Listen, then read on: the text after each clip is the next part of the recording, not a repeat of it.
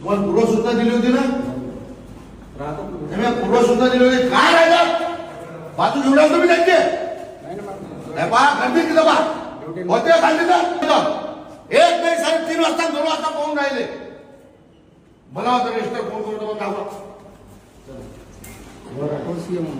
CM मध्ये आहे.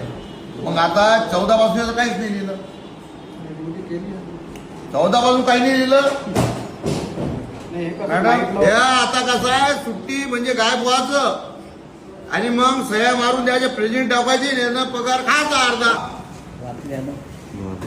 डॉक्टरचा तपास झाले काल आलते काय बरं.